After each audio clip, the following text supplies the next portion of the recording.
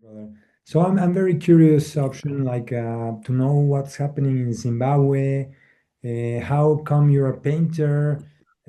Tell us everything, please. I'm very curious.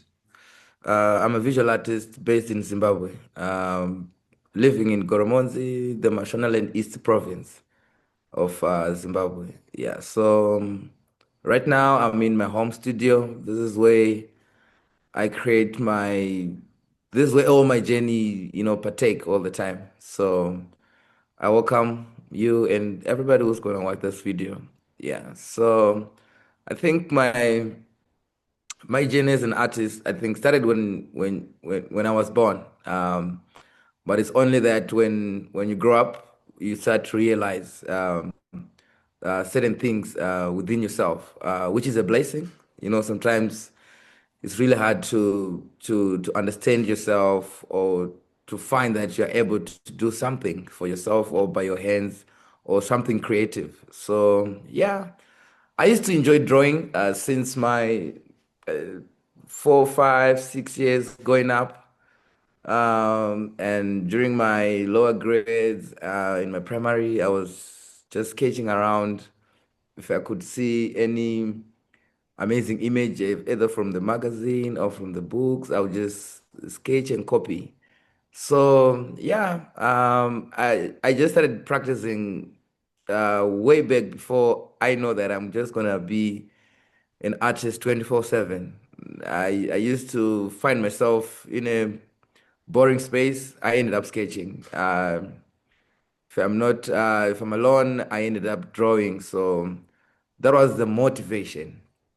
Then later, when I was around my teenage time, I started getting across with friends from high school that also have interest in drawing, sketching. Then later, when I finished my high school, um, I met a very well-renowned artist by the way back. Since I think he used to practice around the 90s. Yeah, so that guy he saw like a bunch of chunky papers of drawings throughout past time of my high school into the primary. So he convinced me to to take it seriously, you know. And I couldn't know like how to do it. I didn't even know where I could find paints or brushes. My mind wasn't even there by that time. So yeah, it came up like a month or 2, 3 months discussion. Not every day, but whenever I meet that guy, he could convince me like, come on, you need to do this. Come on, you need to. So he referred me to the School of Fine Arts um, under the National Arts Gallery of Zimbabwe. I finished my 4 year study program at that school, and then I become an independent artist, trying to pave the way or find yourself in the arts industry. So yeah, that's here I am today. But since that time, so many projects came up. Um, some I did apply, some mostly came up unexpectedly. So yeah, I give thanks much for that journey because it was more magical, and that's why my work is really try to talk about identity, where you're coming from and where you're going. So that's why you see most of the zebra lines in my work. That defines my identity within the totem. As the Shona people, we belong to totems. We have totems that marks our ancestry bloodline. So my side, I'm a zebra. So I decided to use that as a signature or a point of departure, trying to emphasize stories on identity because everybody comes from somewhere, from yourself to your father, your grandfather, your great great, going back. So it's really important for one to really trying to find and understand your ancestry line. So that's really my emphasis on my creativity. But technically, I mix up a lot of stuff, but mainly trying to play around with two techniques like painting and printmaking techniques. It still feels like a brand new, it still feels like I'm still starting to do it. So it's more of an emphasis on of all that creative process. There's a yes, we plan, we plan for our days. Let's say today, for an example, we plan for this meeting. We're supposed to meet and that it's ongoing, but there are things that uh personally you don't have that much to plan. So I call it magic in the everyday life. And that's why you see my work is composed with distorted images, kind of zoomorphic, uh, abstract, a lot of elements trying to bring together. Because sometimes life is so unpredictable. Sometimes, yes, we plan, but sometimes it dance according to the tune. Or sometimes, it's spiritually. So I try to bring all those elements in my work, but more traditional, um, or from where the inspiration come from. For an example, I can't say that uh, from my side where I belong, it's me who started to do the art thing, but way back, our ancestors, the way they live, they were crafting things. They were making clay pots, painting their homes. Especially in our Shona culture, we do the we have our Shona huts with the traditional architectural design. All those were skills from our ancestors. So it only differs from the contemporary days that we're living. Probably we're just carrying it on as a painting, but ancestors used to do it probably as a way of recording or as a way of cultural ceremonies. They create certain things, but ended up as an artwork, not for commercial, not for selling, but with significant meaning for certain things that could be happening within certain cultures. So I always try to bring that feeling in my work. That's why I break a lot of things, heads floating around, you know, hands, because sometimes it's not the whole body that describes a person. Probably it's only the mind. Probably it's only the character. Probably it's the work, or probably it's the way how the person speak or communicate with each. When you were mentioning that that you studied in the art school in Zimbabwe, Hmm. and uh, Yeah. and and you're also mentioning that you bring all these elements and you talk about skill and craftsmanship and Hmm. skill and tradition. And how much is painting in art school very traditional, very into the African or the Zimbabwean tradition, or more influenced on the Occidental painting or in Occidental art? How is that balance in the art schools in Zimbabwe, in painting, let's say? How what's happening? Yeah,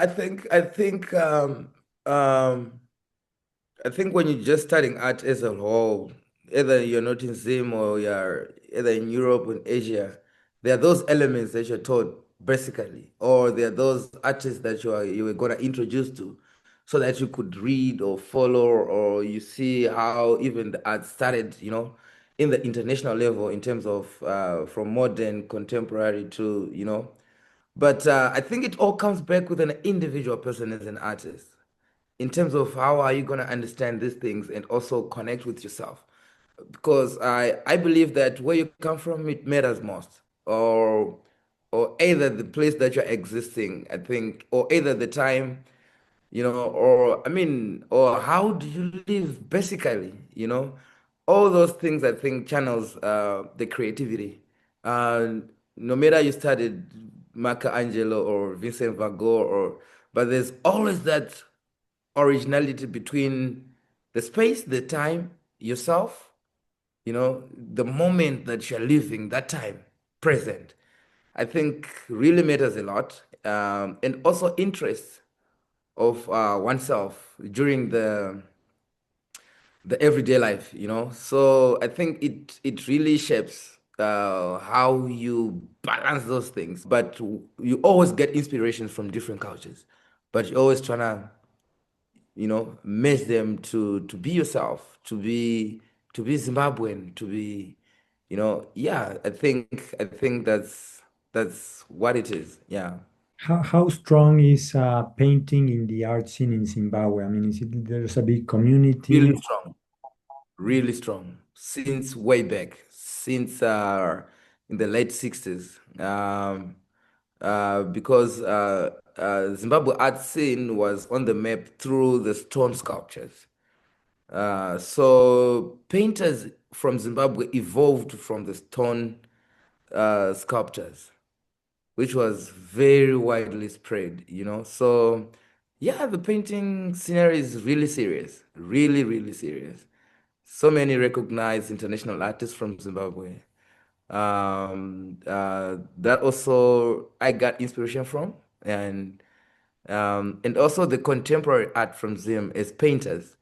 It's really strong, really, really strong. And how is it like to be a painter in Zimbabwe? I mean, is it uh, easy for you like to live as a painter?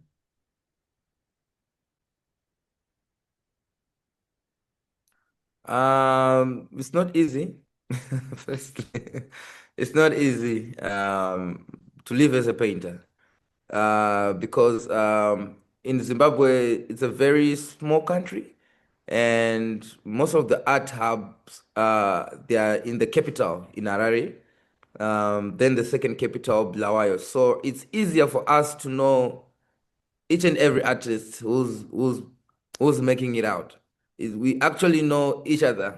Most of the Zimbabwean artists, it's easier to get connected because we have fewer galleries.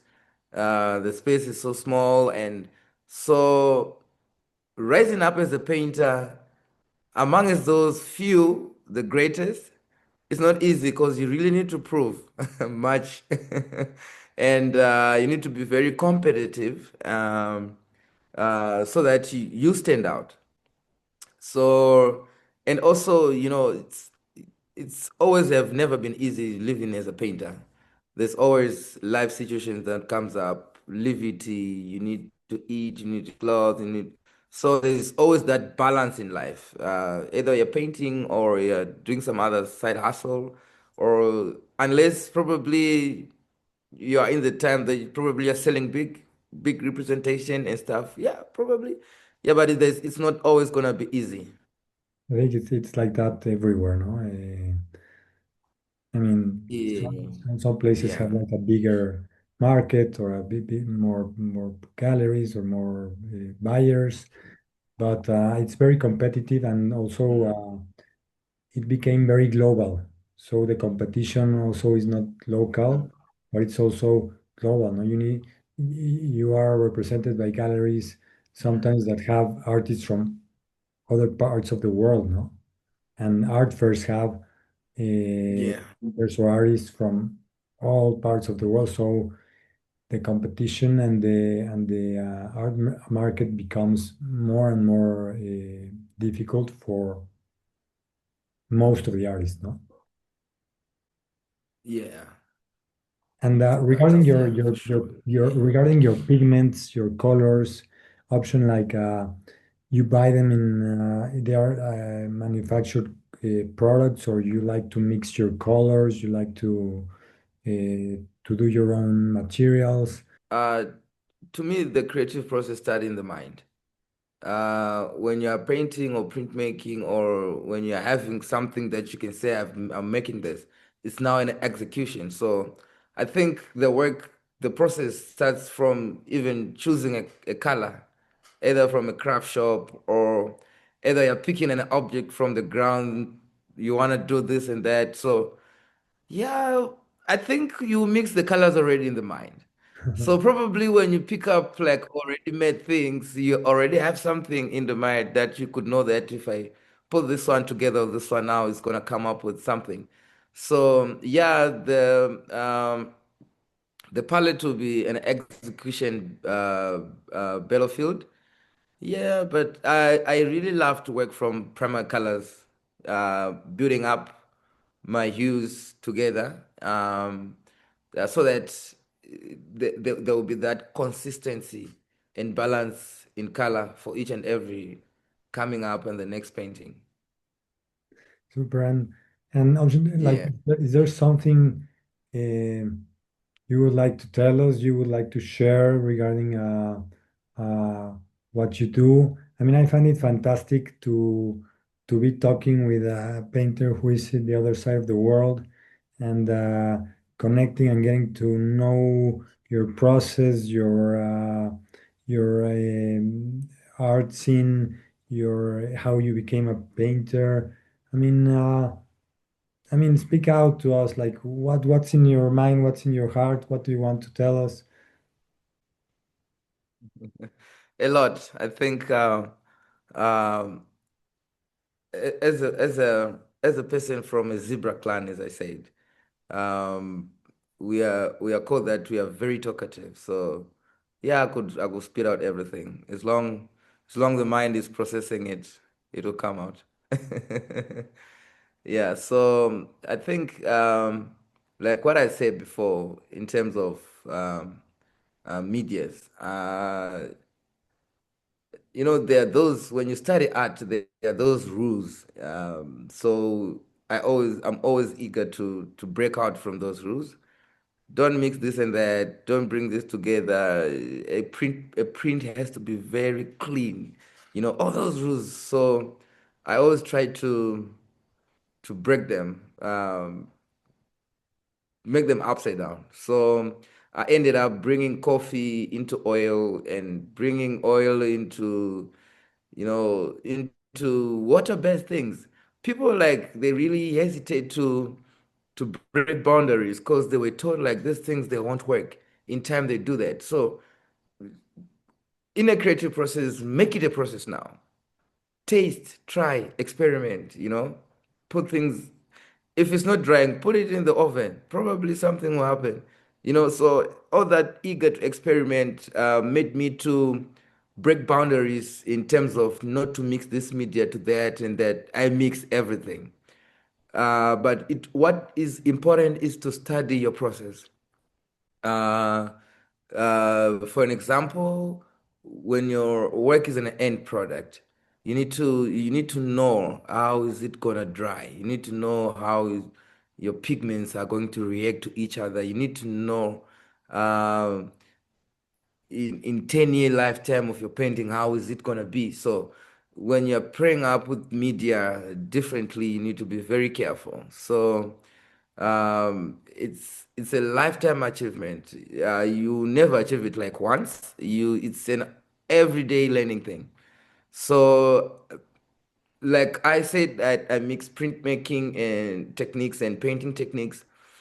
There's that flexibility that I feel when I'm working on paper that I don't feel when I'm working on canvas. I don't enjoy planning a painting too much. Sketching it, develop it. We just have to speed out everything. Yeah, naturally. When I started painting, after starting painting many years, I Hmm. went into a trip to study from the museums, like the great masters, and I had a notebook and I was writing all that I saw and studied and on all the process and how they came to the result after working this way or that way. And I took a lot of notes. And then when I was coming back, I was like studying all the notes and trying to um, caption all that I've seen. And suddenly I thought that there are no rules, or you Mm. need to know the rules, then to break them, because all these Hmm. great painters had understood the rules and Rules and how you the have to break materials them. Yeah. work, but then they, Yeah, they got because I agree with you. Because when if you don't know the rules, the actual rules, then you got nothing to break off from. You know, so you know the basics, then you break off from the basics. So yeah, I think yeah, that's the way of to me it's so natural, you know, as an artist. Because sometimes when when you're so reluctant without too much control, that's when the magic happens. That's where nice effects come from. You know, that's where, you know, that's how the solidifying part of the painting in the progressing way of it make it strong, I think. yeah, yeah, the mind always is very tricky. So it's less Hmm. thinking and more action, no? More going into pain. I was thinking that this morning, no?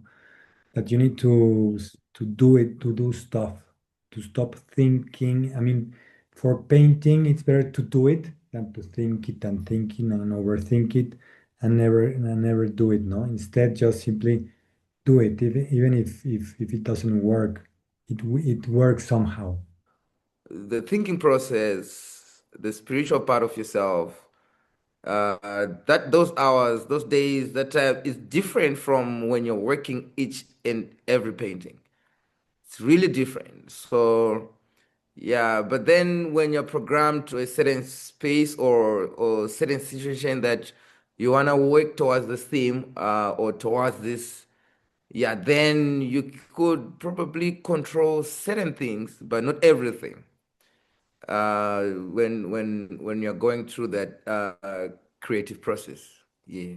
Something that I think that you mentioned also before, that there's always like you're starting always. It's not like Mm, I've done yeah. so many. It's like going into painting. It's like Yeah. feeling that you're beginning again, no? Yeah. Like for me, especially right now, it's been quite a while now. I think it's been a year, almost a year and a half. But I've been started painting big again 2 months ago. I've been like really. I get up on it like a stuck situation. I couldn't really feel my creativity, and I couldn't feel happy with my work. So I could feel like, no, I think I need to stop. As long as I'm not feeling good with what I'm producing. Yeah. So yeah, I had to lay rest a little bit, but the mind will be working as well. So yeah, now I'm continuing again. I feel better because I think I've been regaining certain energies. Um, because sometimes overworking is really dangerous. And I think as artists, um, we really need to have special ways or to be very careful in terms of preserving your energy in any way.